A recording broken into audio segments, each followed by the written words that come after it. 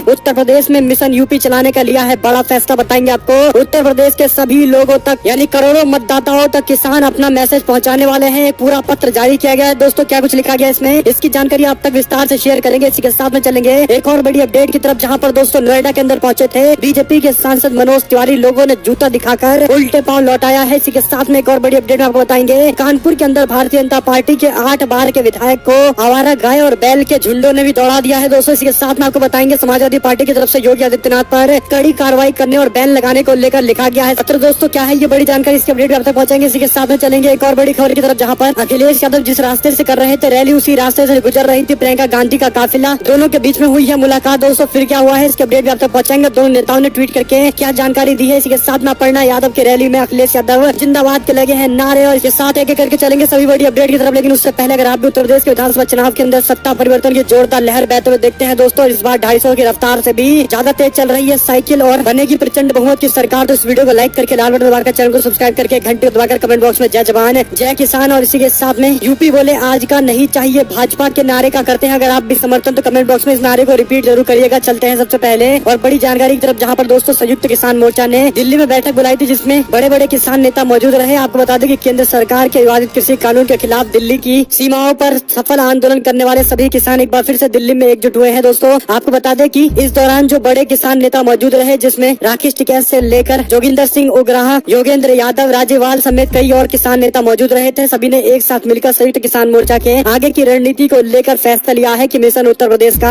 आरंभ किया जा रहा है। तकरीबन 55 किसान संगठनों ने अपना समर्थन पूरी तरीके से दे दिया है। आपको बता दें कि किसानों ने मीटिंग करने के बाद एक लेटर लिखा। इस लेटर के अंदर विस्तार से जानकारी दी गई है और भारतीय जनता पार्टी के खिलाफ मोर्चा खोला गया है और जनता से अपील की गई है कि बीजेपी को नहीं देना है वोट। आपको बता दें कि संयुक्त किसान मोर्चा की तरफ से जो अपील की गई है उसमें हेडिंग डाला गया है, इस चुनाव में किसान विरोधी बीजेपी को सजा दे, और इसके आगे लिखा गया मेरे किसान साथी इस बार इज्जत का सवाल है। भारतीय जनता पार्टी के लोगों ने किसानों की बातें नहीं मानी है, उनको कमजोर करने की कोशिश की है। आपसे किए गए वादे भी बीजेपी ने उत्तर प्रदेश के अंदर पूरा नहीं किया और अंत में जाकर किसानों ने पूरी चिट्ठी एक बड़ा विस्तार में जानकारी देते हुए अंत में लिखा है कि 100 बातों की एक बात, इस किसान विरोधी बीजेपी सरकार के कान खोलने के लिए इसे चुनाव में सजा देने की जरूरत है। सजा कैसे देंगे यह मुझे बताने की जरूरत नहीं है, आप खुद समझदार हैं। बीजेपी का जो नेता आपसे वोट मांगने के लिए आएगा उससे इस मुद्दे पर सवाल जरूर पूछे। एक किसान का दर्द किसान ही समझ सकता है। मुझे विश्वास है कि आप वोट डालते वक्त मेरी इस चिट्ठी को याद रखेंगे। यह चिट्ठी उत्तर प्रदेश के हर किसान तक भेजना मेरे बस की बात नहीं है। आप खुद इसे छापकर अपने लोगों तक बांटिए और फोन पर भी शेयर करिए। किसान आंदोलन का एक सिपाही, और नीचे दोस्तों किसान नेताओं के सिग्नेचर है जिसमें दर्शन पाल, हनान मोल्ला के साथ साथ जगजीत सिंह डल्लेवाल और जोगिंदर सिंह उग्राहा, शिव कुमार शर्मा, युद्धवीर सिंह और योगेंद्र यादव का नाम शामिल है। आपको बता दें कि युद्धवीर सिंह राकेश टिकैत के संगठन से मौजूद थे। और इसी के साथ में एक और जानकारी है जहां पर दोस्तों भारतीय जनता पार्टी के नेताओं का विरोध कुछ इस कदर हो रहा है, जहां पर बीजेपी के लोगों को पहले जनता दौड़ाती है, लेकिन अब जब बीजेपी के लोग सीधे जनता के संपर्क में नहीं रहते तो दूर से ही उनको जूता दिखाया जाता है। आपको बता दें कि ये बड़ी अपडेट है, जहां पर संविधान ने सबसे बड़ी ताकत जनता को अपना प्रतिनिधित्व चुनने की दी है। जनता द्वारा चुने गए प्रतिनिधि जब जनता की मांगों पर खड़े नहीं उतरते और चुनाव में जनता के बीच फिर से प्रतिनिधि बनाने की मांग को लेकर पहुंचते हैं तो जनता उनको सबक सिखाती है। उत्तर प्रदेश में इसी महीने 10 फरवरी से पहले चरण के चुनाव होने वाले हैं और सत्ताधारी भारतीय जनता पार्टी के नेता जनता के बीच जा नहीं पा रहे। ऐसा ही एक मामला देखने को मिला जहां पर दोस्तों सोशल मीडिया पर वीडियो वायरल हो गया है। आपको बता दें कि लोकसभा के सांसद मनोज तिवारी केंद्रीय रक्षा मंत्री राजनाथ सिंह के पुत्र पंकज सिंह के समर्थन में प्रचार करने के लिए नोएडा पहुंचे थे। उनको जनता ने जूता दिखाया है और बाहर जाने के लिए कह दिया, कहा आप यहाँ से चले जाइए। अखिलेश यादव जिंदाबाद के नारे भी लगाए हैं। वायरल वीडियो के अनुसार बीजेपी के प्रत्याशी पंकज सिंह के डोर टू डोर कैंपेन के दौरान नोएडा के सेक्टर 17 स्थित झुग्गी झोपड़ियों के अंदर इस तरीके से विरोध किया गया है। आपको बता दें कि इस घटनाक्रम को देखते हुए समाजवादी पार्टी ने ट्वीट किया। उन्होंने कहा कि भाजपा नेताओं का गांव गांव खदेड़ा हो रहा है, गांव गांव भाजपाइयों की पिटाई, विरोध तथा तिरस्कार हो रहा है। खुद को विश्व का सबसे बड़ा राजनीतिक दल कहने वाली बीजेपी की ऐसी दुर्दशा, वो भी डबल इंजन को सरकार के बावजूद ऐसा हो रहा है, ये भाजपाइयों के लिए सोचने और शर्मनाक बात है। इसी बीच एक और जानकारी है जहां पर दोस्तों कानपुर के जनसभा में भारतीय जनता पार्टी के कई बार के विधायक सतीश महाना को जनता के विरोध के बाद अब जानवरों के विरोध झेलना पड़ा है। दरअसल दोस्तों लगातार उत्तर प्रदेश के अंदर ये मांग की जा रही है कि जो आवारा पशु का मामला है किसानों के लिए सबसे बड़े मसलों में से एक है, जो अपनी फसल को बचा नहीं पा रहे हैं और फसल बचाने के लिए पूरी रात उनको खेतों में रहना पड़ता है। ऐसे में उनको 2 मिनट चैन की नींद नहीं मिल पाती, जिसके कारण बीजेपी के खिलाफ जोरदार गुस्सा है आवारा पशुओं को लेकर। लेकिन बीजेपी के लोग इसे मुद्दा मानने को भी तैयार नहीं है। लेकिन दोस्तों कानपुर जयपुर के अंदर कैबिनेट मंत्री सतीश महाना की जनसभा के अंदर अन्ना गायों का एक झुंड उनके कार्यक्रम स्थल पर पहुंच गया। वीडियो में सामने आया है सतीश महाना ने कहा कि अगर किसी ने जानबूझकर गायों का झुंड हमारी ओर भेजा है तो उसके खिलाफ कड़ी कार्रवाई होगी। लेकिन हकीकत ये है कि आज स्थिति पूरे उत्तर प्रदेश में ऐसा है कि आवारा पशुओं से जनता किसान सब परेशान है। इसके बावजूद बीजेपी के लोग इसका समाधान नहीं कर पा रहे और यही मसले हैं जो भारतीय जनता पार्टी को सबसे ज्यादा नुकसान पहुंचा रहे हैं, जबकि बीजेपी के लोग ऐसा मानने को तैयार नहीं है। चलते हैं एक और बड़ी अपडेट की तरफ, जहां पर समाजवादी पार्टी ने उत्तर प्रदेश के अंदर योगी आदित्यनाथ के भाषणों पर कड़ी कार्रवाई करके रोक लगाने की मांग की है। आपको बता दें कि समाजवादी पार्टी ने एक लेटर लिखा है मुख्य चुनाव आयुक्त भारत निर्वाचन आयोग दिल्ली को, जिसमें विषय रखा गया है मुख्यमंत्री जी ने विपक्ष के प्रति जिस भाषा का प्रयोग किया है तत्काल प्रभाव से उस पर रोक लगनी चाहिए और इसके निर्देश जारी किए जाने चाहिए। आपको बता दें कि मुख्यमंत्री ने आगरा के अंदर 10 मार्च को बुलडोजर चलेगा इस तरह की धमकी दी है। समाजवादी पार्टी मांग करती है कि उत्तर प्रदेश में स्वतंत्र, निष्पक्ष और निर्भीक चुनाव संपन्न कराने के लिए सत्तारूढ़ भारतीय जनता पार्टी के मुख्यमंत्री जी को पद की गरिमा के अनुरूप संयमित, मर्यादित और आदर्श आचार संहिता के अनुकूल भाषण इस्तेमाल के संबंध में प्रभावी निर्देश तत्काल जारी किए जाने चाहिए। और ऐसे में दोस्तों अगर नहीं मानते तो योगी आदित्यनाथ के खिलाफ बैन भी लगना चाहिए, चुनावी रैलियों पर रोक लगनी चाहिए और अगर नहीं मानते तो चुनाव लड़ने से भी रोकना चाहिए। इसी के साथ में आपको बता दें कि एक नया नजारा देखने को मिला उत्तर प्रदेश की सियासत में दोस्तों। अखिलेश यादव और प्रियंका गांधी एक ही रोड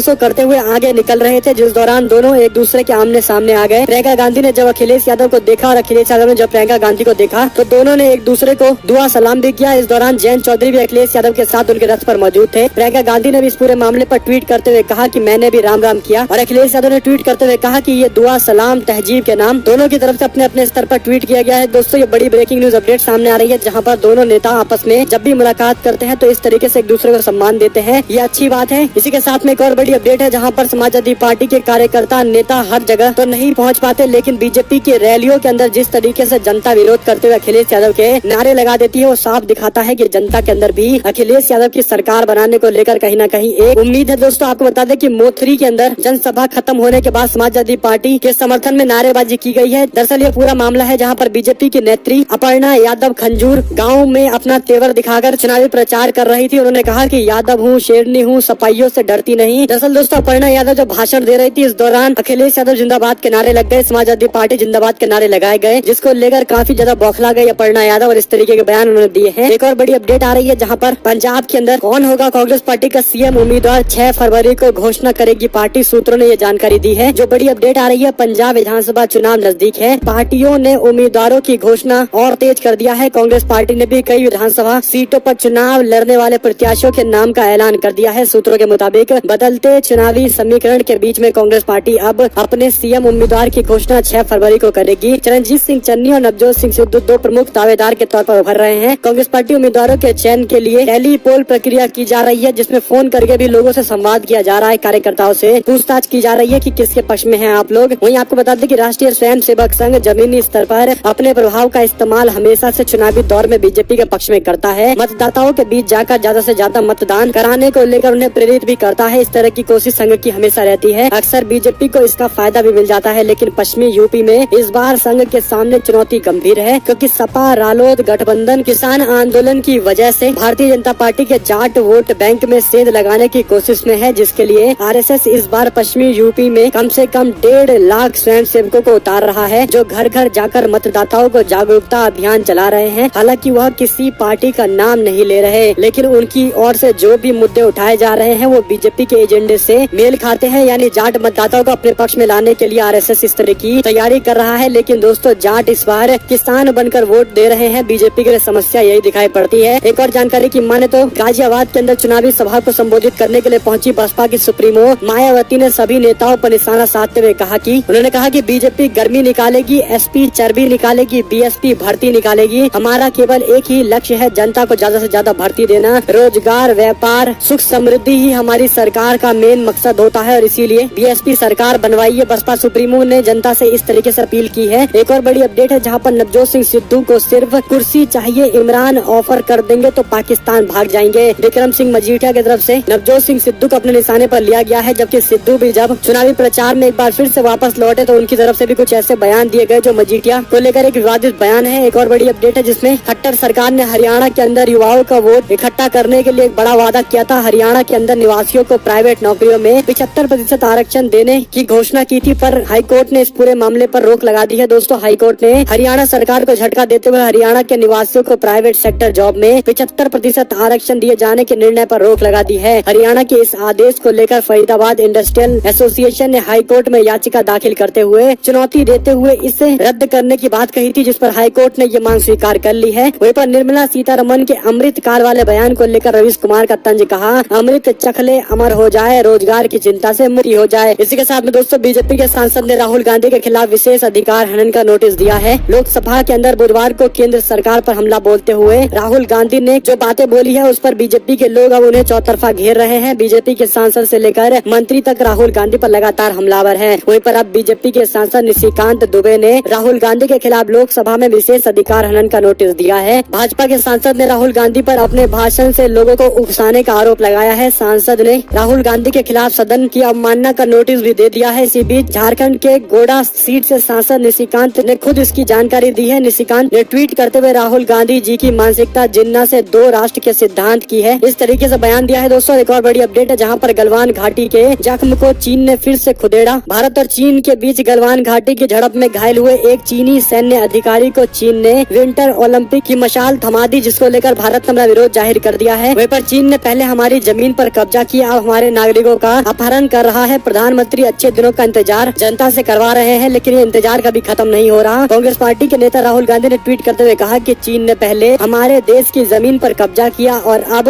हमारे नागरिकों का अपहरण और टॉर्चर कर रहा है। मोदी जी चुपचाप अच्छे दिन का इंतजार कर रहे हैं, ये शर्मनाक है। इसी बीच एक और बड़ी अपडेट है जहां पर रायपुर में केंद्र पर फिर भड़के राहुल गांधी बोले, ये धर्म के लोगों को आपस में लड़वाते हैं, एक धर्म के लोगों को दूसरे धर्म के लोगों से लड़वाते हैं। बजट सत्र के दौरान लोकसभा में जमकर बरसने के बाद राहुल गांधी छत्तीसगढ़ पहुंचे थे, जहां पर रायपुर में अमर ज्योति जवान की नींव रखते हुए उन्होंने इस कार्यक्रम के दौरान कहा कि हिंदुस्तान अलग अलग विचारधाराओं, संस्कृतियों, भाषाओं वाला एक गुलदस्ता है, लेकिन वे चाहते हैं कि एक ही विचारधारा इस पर शासन करे। लेकिन मैंने कल संसद में जो कहा था, हम ऐसा नहीं होने देंगे, हम बीजेपी को दिखाएंगे कि असली हिंदुस्तान क्या है। इसी बीच दोस्तों, प्रधानमंत्री मोदी ने 10 फरवरी से पहले यूपी में 5 रैली करने का टारगेट बनाया है। आप लोग को पता है कि 10 फरवरी को पहले चरण के चुनाव होने वाले और उससे पहले नरेंद्र मोदी की एक के बाद एक लगातार रैलियां कराने के पीछे केवल एक ही कारण है कि बीजेपी के लोगों को अब अंतिम उम्मीद नरेंद्र मोदी पर दिखाई दे रही है। इसी बीच एक और अपडेट है जहां पर सरकार की वादा खिलाफी को लेकर कुरुक्षेत्र में जुटा खाफ। 15 दिनों में मांगों को लागू नहीं किया तो आंदोलन फिर से खड़ा किया जाएगा, ये बड़ा बयान दिया गया है। केंद्र सरकार के वादा खिलाफी को लेकर